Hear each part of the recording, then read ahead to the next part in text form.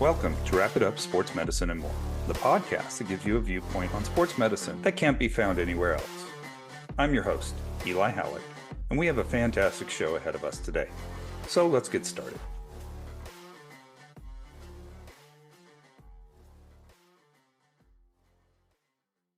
We are here with Wrap It Up Sports Medicine and More. Thanks for joining us.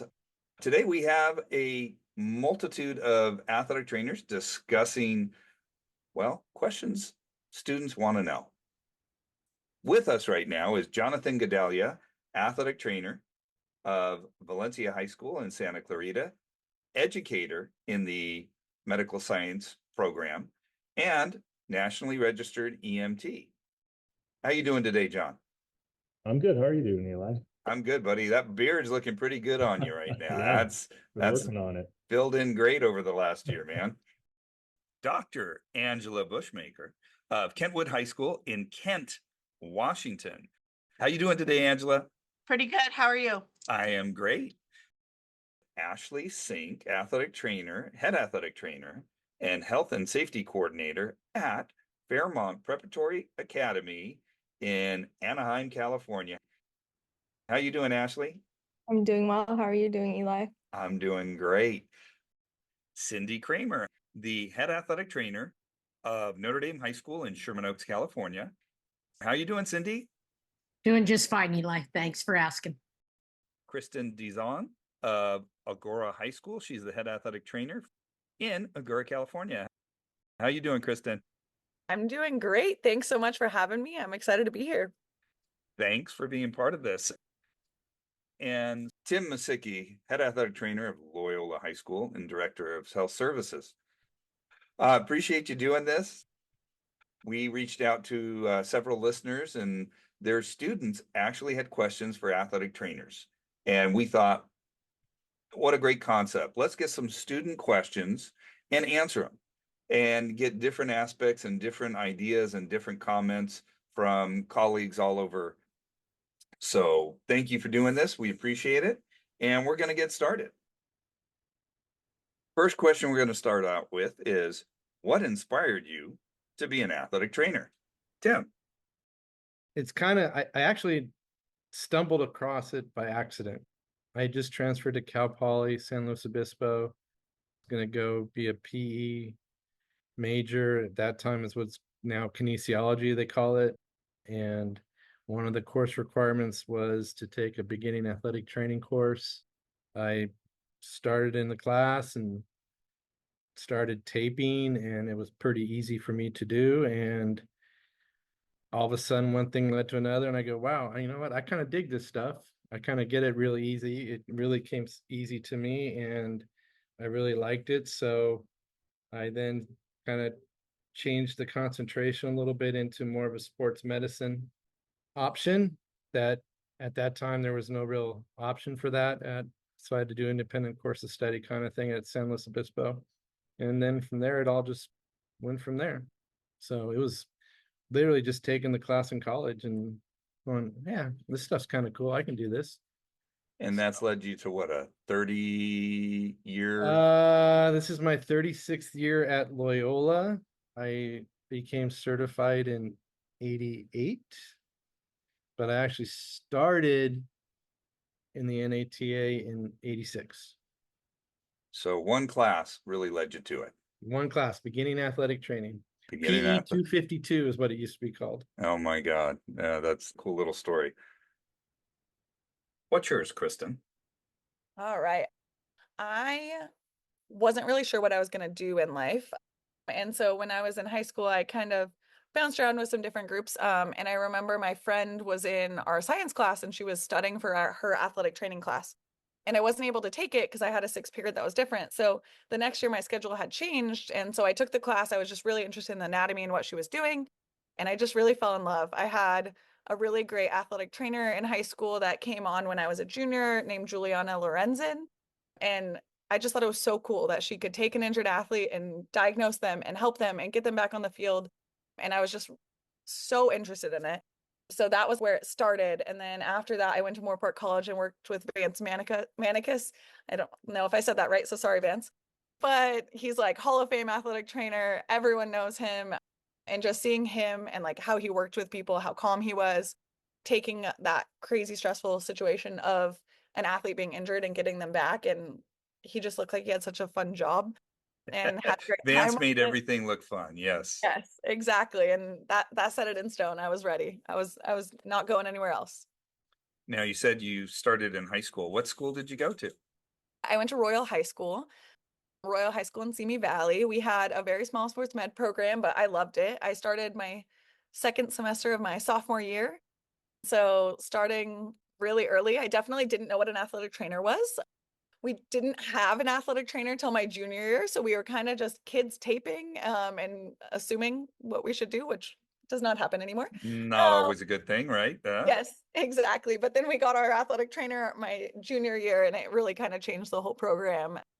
And we learned what an athletic trainer does. And it's more than just in that moment first aid and working through it all. Very Shout out to cool. Royal Sports Medicine. They're crushing it. Definitely. Shout out to Royal, shout out to Moore Park, nod to those mentors that help you become what you are today. John. Yeah, for me, going into athletic training, I took some sports medicine classes in high school. I always knew I wanted to go into medicine. And when I was taking those sports medicine classes, I really enjoyed working with the athletic patient population, highly motivated patients, which are great to work with. And then the other thing that I really liked about athletic training is you kind of do a little bit of everything. There's no really one thing specifically that we, I guess, specialize in, so to speak. You know, we have to do a little bit of emergency care. We have to be able to do evaluations, and then ultimately treatments and rehab, things like that. And so we really get a wide variety of things that we get to focus on and do on a daily basis as an athletic trainer. That's so true. It's a potpourri of things every day. Yes, You never know yes. what's coming your way, right? Exactly. Yeah. Keeps you on your toes. Cindy, what about you? Well, I started out going to college to be a teacher and a coach, and I taught elementary school for 5 years. I figured out that that was not my age group. Love little kids to death, but I couldn't be a teacher with them for very long. So I decided to go back to school. And in the phys ed department at Cal State Northridge, because it was still physical education, not kinesiology yet, there was the athletic training program.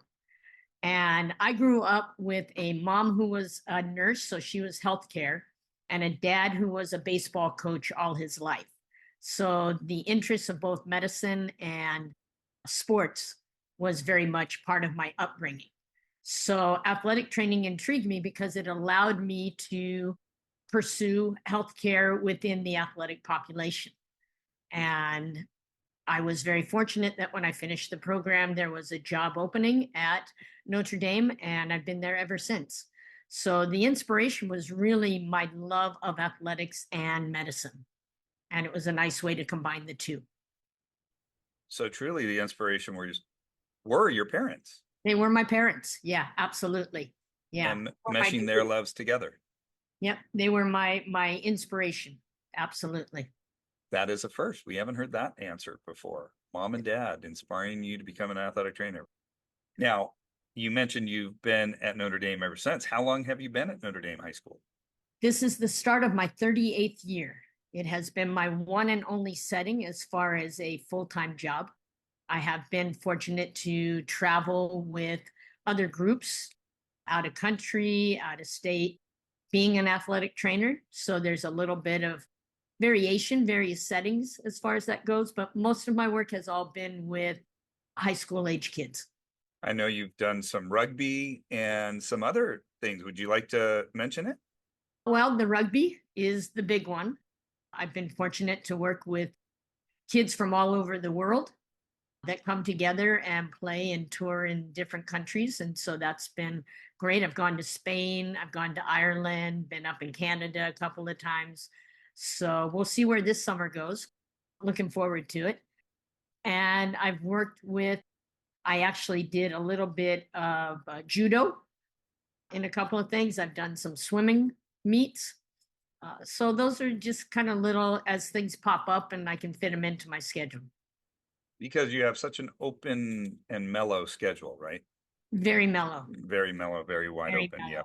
Yep. As I get ready to go to New Zealand. Ashley. I have an aha moment. I was a student athletic trainer at Claremont High School under formerly known Heather Padovano, and she's now Sergeant Cooper.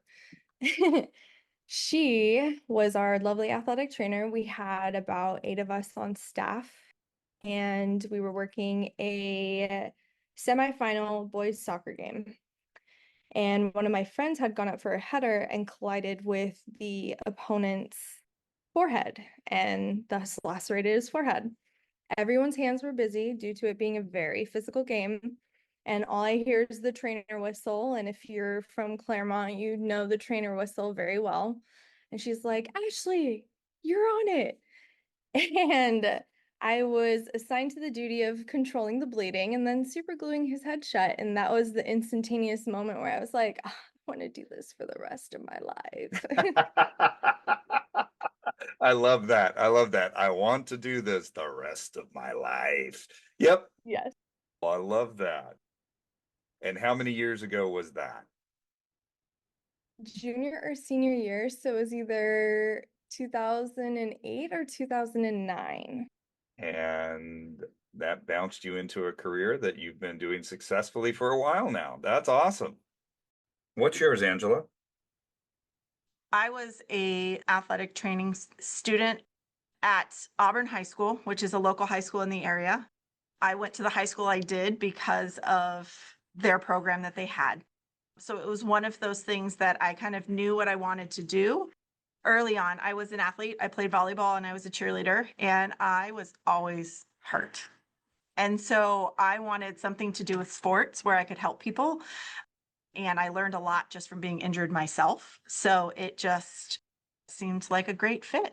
Wanted to help people in the athletic world. So Kind of fell right in place with everything you did, everything you liked, and kind of meshed together. So you had a choice of going to one of 2 schools then if you were in the Auburn area, right? I did at the time. Yeah, we had 2 schools. And what was the other school? Auburn Riverside was one of them. Okay. And then Auburn Mountain View opened up later after us, but Auburn High School is the original Auburn Senior High School. Go Trojans. There you go. That's the one that I went to. And it's neat to hear, and we hear it more and more often now, how many athletic trainers professionally got exposed to the profession at the high school level and really utilized it to grow into the profession. Kind of gratifying. Now, would you like to give a little nod to the athletic trainer of the time that kind of mentored you as a high school student and brought you into the profession? Steve Calhoun was my teacher.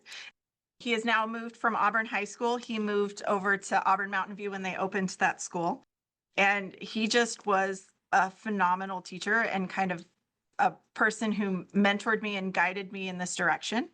I mean, obviously, we kind of had our run-ins sometimes. I'm a strong-willed person, as is he.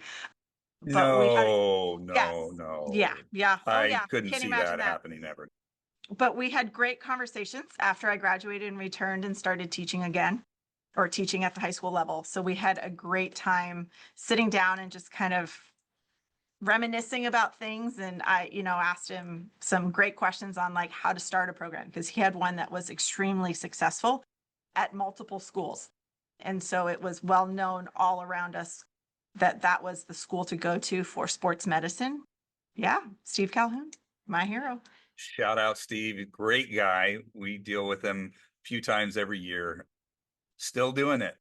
Yeah. And has quite a few people, I'm sure, on his coattails that have come up into the profession and made a difference like yourself. What is the most stressful situation you've been in as an athletic trainer, and how did you handle it? Kristen. All right. I've had a few stressful situations, the normal parent, coaches, working in that. I think the one that stands out to me the most is during a JV football game one day. I had an athlete go on kickoff. Play was over. They're all running back to the sidelines, and it was almost like a movie. I watched him kind of stand. He got to the numbers and then fell to the ground. It was like that picture in my mind. I was like, did this kid just go into cardiac arrest? What's happening? Ran out to him. When I got to him, he was fully unconscious. His lips were blue. So I went through, started assuming, okay, he may have a spinal injury, he may have cardiac arrest. I went and started taking his pulse. Luckily, he had a pulse. By the time that happened, another athletic trainer had come and taken over the head, and he was out for a good 15, 20 seconds. And then he came to. So definitely this 30-second me seeing him to me getting out there felt like 5 minutes, but ends up being about 30 seconds, and he ends up being totally fine. We evaluated him and he actually had nothing. Like we are assuming he just lost his breath and went unconscious for a little bit. Had to end up sending him to the hospital just out of precaution. He actually came back for the varsity game and wanted to hang out on the sidelines, and Oh my God. yeah, never had any problems in the future, but definitely Cyanotic lips and all, huh? yes, exactly. I was Oh. definitely, we're going to be doing CPR, going all in on this, and luckily didn't have to, and he ended up being good, but those few minutes were Just a crazy. tad bit stressful. Yeah. Yeah. Oh my, I'd be a little nervous too, because this is a teenager. They've got lots of life ahead of them, and they're not supposed to be going blue. Oh my God. Yes, That is definitely. scary. It's what we train for, but it's always a little bit in the moment like, oh, this is happening. This is real. And the funny thing is, that's what's going through our mind, but we can't show it. Yes, We have to exactly. be completely professional, straight faced, get the job done. But in our heads, we're thinking, oh my God, what are we about to do? Exactly. And working, we have a pretty good sized sports medicine program. So having students run up and seeing if we needed anything and trying to keep that together with, okay, this may be going and maybe activating EMS and going through it. So trying to keep that face definitely after you're like, oh, it happened. But everything was all good. Well, thank God. Yeah. Wow. All right then. That's a stressful moment, no doubt about it. What's yours, John? I think the most stressful situation I've been in recently as an athletic trainer was probably last football season. We had one of our football players take a hit and actually was showing neurologic symptoms of a spinal cord injury. And as an athletic trainer, I've seen what we've suspected to be, potential spinal cord injuries and such through the years.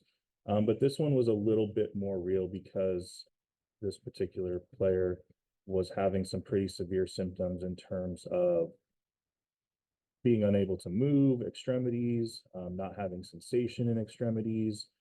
So probably one of the more stressful times I've had as an athletic trainer. But in terms of working through it, I think we have a team of sports medicine individuals amongst athletic trainers, our team physician as well. And, just kind of our training kind of took over. And we just did everything that we have always trained to do. And afterwards, when we debriefed with our other athletic trainers and our team physician, and everything kind of went really smooth. And even though it was extremely stressful, we were able to take our training that we've done, every year and throughout our careers, and turn it into even though it was a stressful situation, into a good outcome for this patient. Now, question for you. You said that you have a team. Yes. Would you like to shout out at the team and tell us what kind of team it is? Sure. Yeah. So I'm more on the education side here at Valencia High School, but we do have a full-time athletic trainer through our local hospital system who works for us full-time. And then we, of course, have our director of sports medicine or the Medical Science Academy, Joe Monteleone. And him and I, work with a lot of students. So we have students that are involved as well. And then we have our team physician through SCOE. And then actually with that situation too, the other team's athletic trainer got involved as well. So we had 3 athletic trainers, a team physician, and a group of sports medicine students that were all able to care for this football player. Now, you say students, are these athletic training students from a collegiate program, from a high school program, a junior college program? Yeah, actually, we did have a student from a local master's athletic training program with us at the time. And then we also have our high school students who were able to assist with basic things like activating our EAP, guiding in the ambulance and paramedics. And then they're also able, they brought us equipment onto the field, and they were able to do some very basic things like get a blood pressure for us, put a pulse oximeter on the patient, get some of the other equipment ready. So having a big group, a big team like that was very helpful with that situation. Very nice. And not everybody's as fortunate as we are in having a nice, robust staff to help you in those kind of situations. Absolutely. And I'm very fortunate to work with everyone that I do. And it's really us ultimately for the better interest of our athletes and patients. Amen to that. Cindy. It depends on whether we're talking about an injury or we're talking about a workplace situation. So It can be both or either, your choice. okay, let me take the workplace situation. So when I started as an athletic trainer at Notre Dame, they had just had girls at the school for 3 years. So it was very much an all boys kind of attitude still, and they're learning to accept the girls. So being a female athletic trainer with football coaches, that was probably really stressful at the beginning for me because the coaches would tell the guys not to come and see me. They thought I would be too soft and not prepare them to go back out and play and deal with the injuries and things that they could. But they thought I would say, oh, you poor baby, you've got a little muscle strain. You need to sit out. I know you too well. Don't mind me laughing. Sorry It's about okay. It's okay. But they didn't know me. And being 4'10" and 105 pounds, they kind of looked at me a little bit differently. So it took a lot of time. It took a lot of just them seeing how I handled, and going. As far as an injury goes, it's the same group many years later. And that was when I had a young man who had a concussion. He was a football player, wasn't a starter, didn't really matter then. He sustained a concussion in August, so preseason, and went through all the steps at that time. Doctor cleared him. We had a scrimmage the Friday after he was cleared. And what I didn't know is that his symptoms had come back on the Wednesday. He had got cleared on Monday. Symptoms came back on Wednesday. So whether it was another blow or he really hadn't fully healed, I don't know. But the last 5 minutes of the scrimmage, he got in and he got ear hold. So he got hit on the side of the head. Oh no. Helmet. Oh no. Into seizures. Oh my God. Yeah, when I saw who it was, absolutely, my heart just dropped because I'm going, crap. And as he's being wheeled to the ambulance to drive him over to the next field to be airlifted, his teammates go, does it matter that his symptoms came back on Wednesday? Oh my God. And I looked at him and I just went, oh. And so the background behind that was the reason that I wasn't told, or the coaches weren't told, any of the adults, that he had symptoms, is because of the way he felt the coaches were treating him while he was sitting out with the concussion. And so whatever words were said or whatever actions, whether it was joking or not, this kid took it to heart and really was made to feel like he was soft and he shouldn't have been sitting out. We hear that all too often, where the students just want to please their coach. Yeah, absolutely. They don't want to. And I have to say that even right now, I'm dealing with a little bit of it, and it's not coming from the coaches, it's coming from the kids. It's this mentality of, you have to fight through it.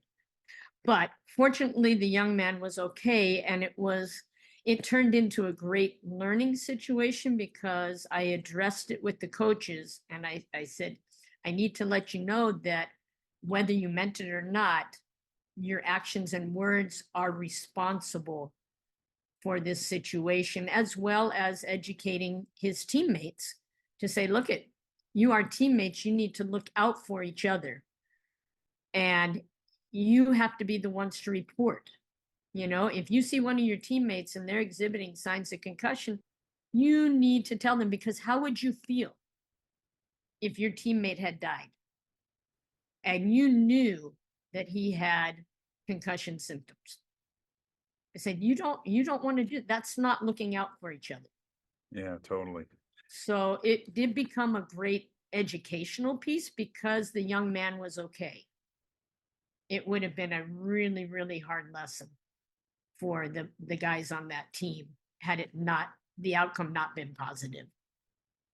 And that's what I was just about to ask. At this point in life, outcome for that young man was okay. He's doing fine, or? As far as I know, yes, it's been quite a few years, but I'm going to say honestly that the doctor at that time and myself, we managed to not allow him to play anymore that season. He had parents that wanted him to play, and it wasn't in the young man's best interest to go back and play. It's amazing sometimes people forget this is only a game. Yes. Yeah. Yeah, and that they have adult lives they need to be productive. Yep. So yep. I will definitely send out bumps and bruises and club casts and do whatever, but the head is one area you're not going to find me budging too much. Nope, not at all. I'd have to agree with you on that. Yeah. What's the number one most useful skill you've learned? Kristen, what about you? All right. I think it sounds a little bit cheesy, but just communication. I think networking is such an important thing. And I think from our athletic training background and having to work at different clinical sites and with patients and with coaches and with parents, you get to really learn how to network and talk, and those networking come back to help you. There's no doubt about that. We've had some really good discussion over the years about how important it is to communicate, and it pays off, whether it's networking, interactions with parents, injured athletes, injured patients, administration. Communication is key. Totally. Yes, definitely. That's how I got my current job, was just networking with a fellow athletic trainer at a game one day. That's why I'm here right now, because networking with you. So it definitely comes around. It can turn around and bite you in the butt. That's true. Good point. Now I'm stuck here. Amen. Ashley. This one was actually a toughie because there's plenty of useful skills that we have obtained to supply our tool belt. I'm sure we all have our go-tos.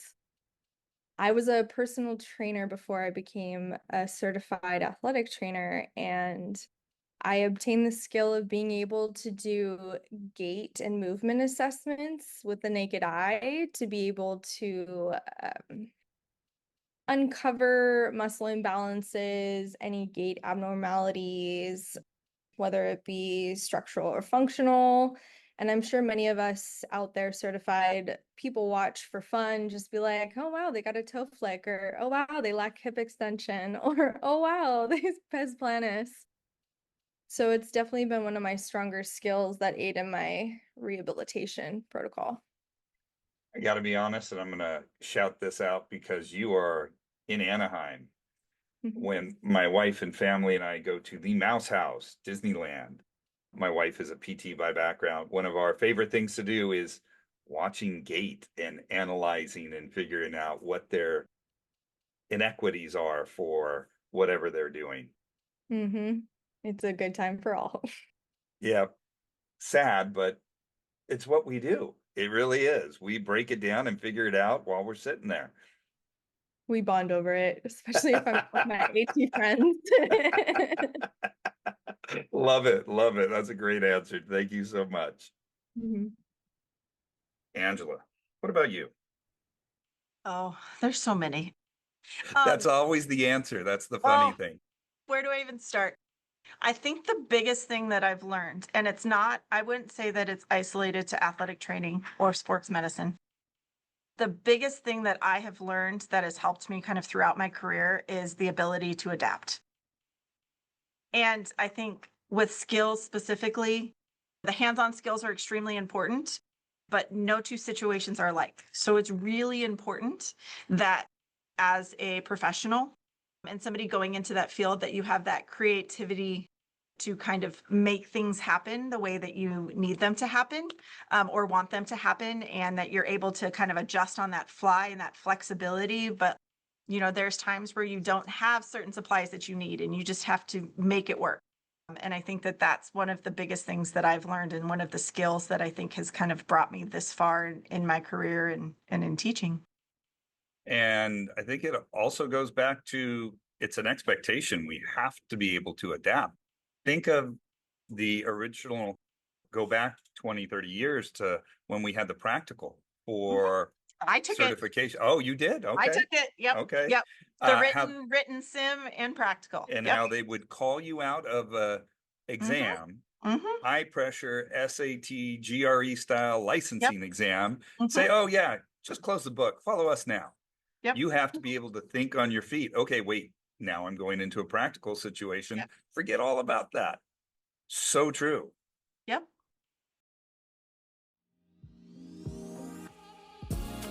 Elevate your knowledge, ignite your curiosity, and compete with the best minds at events hosted by the American Academic Competition Institute. AACI's sports medicine competitions feature practical exercises, challenging quizzes, specialty tests, and keynote speakers that foster knowledge and social engagement in healthcare and sports medicine. Go to aacitest.org for more information on upcoming regional and national competitions. Sign up for the ultimate intellectual showdown.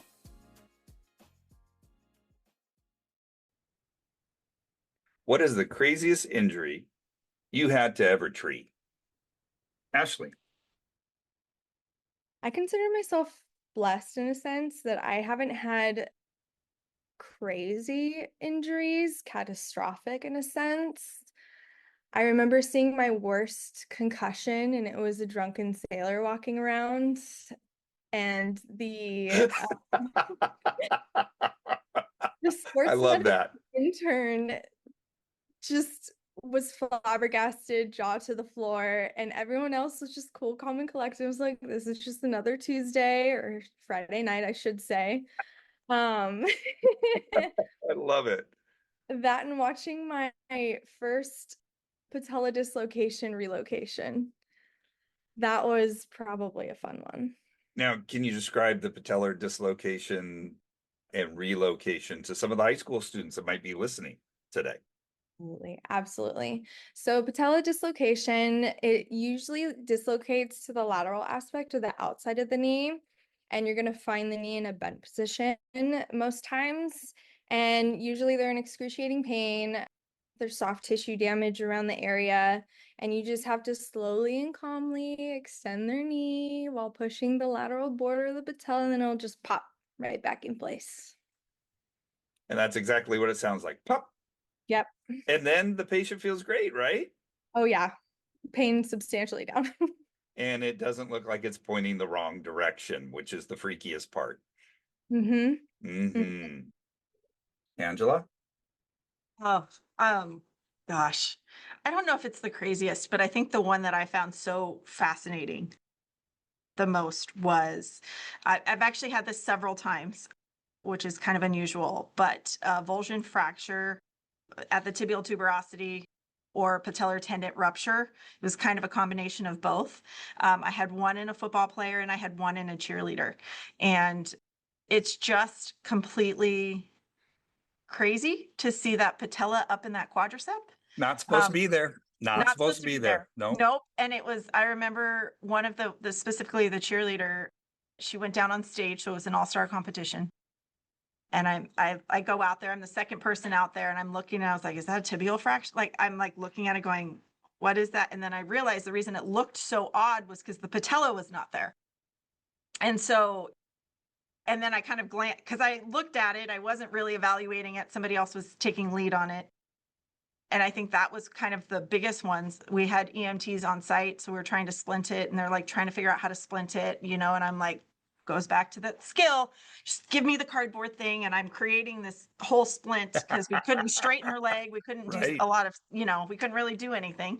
So we had to splint her in the way that we found her, obviously. And so, I mean, that was probably one of the craziest ones that I've had to deal with. You know, other than that, I mean, it's just kind of nothing surprises me anymore. You know, I've heard that quite often. Nothing surprises me, and you never know what you're going to see day to Nope. day, Nope. Mm-mm. which goes back to be adaptable. Mm-hmm. Yeah. Yep. Be bendy. You never know what's going to happen. Yeah. Very true. Pivot, Very true. right? My favorite, Pivot. in words of my favorite show, Friends. Oh, Pivot. yes. Mhm. Pivot. Mhm. Pivot. No, I'm sure that couch will fit up there. Yeah, Right? totally. Mhm. Totally. Well, Every an time. athletic trainer would have gotten it up there. They would have. I analyze that episode every time it comes on. Okay, I could have twisted right here, could have turned right there, could have pushed right Yep. there. Mhm. I'd do it. No problem. Yep. What's yours, Tim? There's a lot over all these years. I've had a kid do a Joe Theismann during a game, which is you break your lower leg literally in half. So that was a long time ago. He ended up being in the hospital for a few weeks because he developed anterior compartment syndrome and needed a couple surgeries. So that one was kind of crazy. I was covering a sophomore game. I think I don't know what year it was. I had a kid also break his tibia on one play. Got him off the field and was continued to splint the leg. Then I had a kid get his helmet literally pulled off his neck and decleated. So then I had a neck injury. So I was dealing with that. And then he was off the field, luckily, when this all happened. So they kind of continued the game, which I was pissed at or upset with. I'm sorry. All good. And as I was trying to make sure that the kid with the neck was okay, but because of the mechanism, we had to make sure. So I ended up calling a paramedic unit for him to get transported. And then I had a kid who decided to cramp up and they were yelling at me to go on the field for a cramp. And I literally went out there and go, dude, you only have a cramp. I got other things to deal with kind of right now. So that was kind of a really crazy game within 5-10 minutes. So that happened within 5 to 10 minutes. Yeah, a sophomore football game. And I presume that was far back enough. You were by yourself and doing I all was that completely solo. by myself. I ended up going to 2 different hospitals that night after the game. One kid went one way, and then the other kid, the parents insisted on taking him.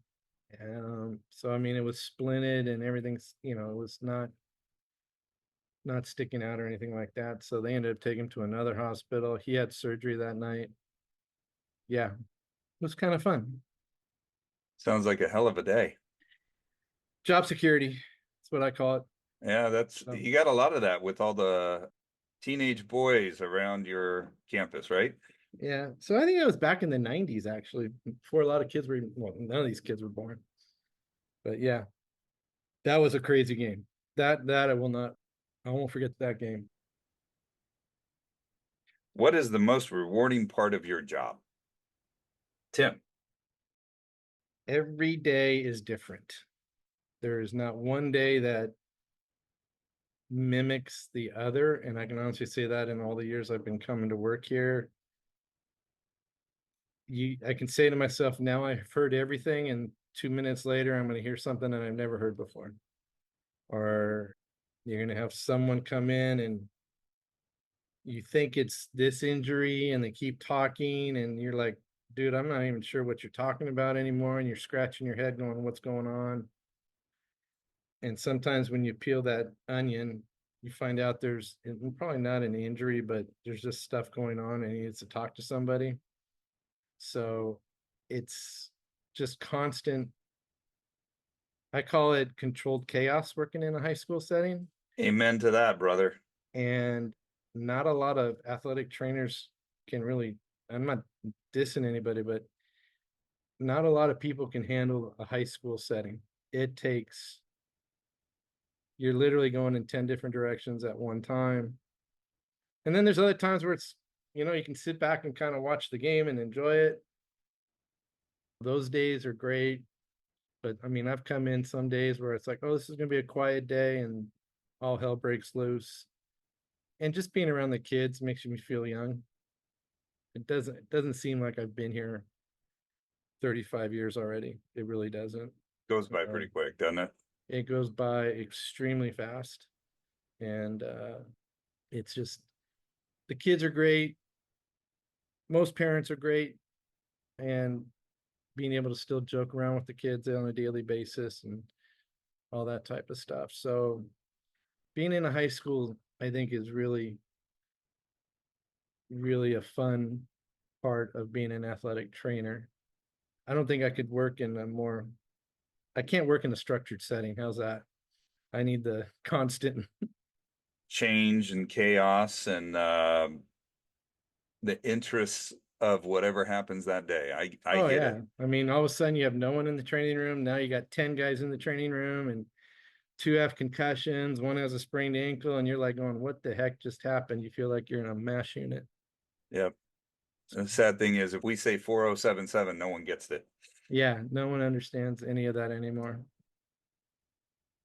I think that's the most rewarding. It's just, you know, like I said, I don't feel like I'm as old as I'm going to be in a couple of days. So, And we won't say, well, we'll say happy birthday to you, but we won't mention that it's your 60th birthday on the show. So bingo. don't There you worry. go. Yeah, we Yeah. won't mention that one bit. Yeah. What's yours, Cindy? For me, that is seeing an athlete come back from a traumatic injury, step back on the field, and just the joy on their faces when they're able to do that. And I know that I was part of that process. That is the best thing ever, because we've gone through all the mental stuff while they're rehabbing. We've gone through the physical and just the trying to keep them patient while they're getting stronger. That absolutely is the best part, to watch an athlete go back out and be successful. Just step out on the field, step out on the floor, whatever. It's amazing how many of my colleagues and our colleagues have said that. It really comes back to, you've helped this person, because our career, you're helping others. You're giving of yourself to help others, and to see them be able to do what they love, even if it's only for one play or 1 Right. month, whatever it is of a season. It's so gratifying. Absolutely. Absolutely. And I think we've all had those situations. We've had those athletes. Yes, we have, definitely. And the nice thing is, you know, you've impacted them the rest of their lives. And as teens, that's hopefully quite a bit of time. Right. Yeah. And hopefully they'll go, and if high school was the last place they were going to play, but they get back and it's their senior game, or it's a CIF playoff game, or whatever it might be, to see them be successful. That's just amazing. That's what you hope for. Yep. It never gets old. It doesn't, even after just a couple of years, right? Absolutely. After a couple of years, after 38 years, you know, it's all, it never gets old. It really doesn't. John, what about you? So I think the most rewarding part of my job as an athletic trainer has to be being able to see our patients, who are athletes, go from an injury, no matter how minor or severe, being able to work with them through their treatments, their rehabs, maybe even a surgery, and then eventually being able to progress them back to where they were before and back onto the field of play. And I think, we're in a profession where we really get to watch that whole process happen. We're there for the initial injury, and then we're also there when they get to go back to playing 100%, and whether that's going back to their senior year, or just being able to get back on the field, court, or the track, or whatever the case might be. But I think that's definitely one of the most rewarding things as an athletic trainer. As an educator, for me, my students have a strong interest in healthcare, and so for me, being able to provide opportunities to the students to get real world experiences in the high school setting, and see real world things happening, that's the most rewarding thing for me, is being able to get them those experiences and watch them be excited. And we always say we never want to be excited when people get injured, but ultimately we're in healthcare and our job is to help people that get injured. And so it brings a little bit of excitement for us when It does. It really does. If whoever says it doesn't is Yeah. not being 100% honest, right? Absolutely. No, and we hear that quite often. What's the most rewarding part? It's really the look in somebody's eye Yeah. and the smile on their face when they can get back, like you said, on the field, on the court, on the pitch, whatever, because we know we made a difference. Yep, exactly. Yeah. Well, I know you got tons to do the rest of the day, and we appreciate you taking the time to answer these questions. So I won't keep you much longer. Hope you have a fantastic day and a slow one, hopefully. Thanks, Eli. I really appreciate it. All right. I shall see you then. Have a good one, buddy. Talk to you later, Tim. All right, bye. Thank you so much for having me. Have a great day. Thank you, Kristen. Bye-bye. Thank you. Thanks for having me. We'll talk to you later. Okay. Bye-bye. Bye. Have a great day. You too. Bye-bye. Bye.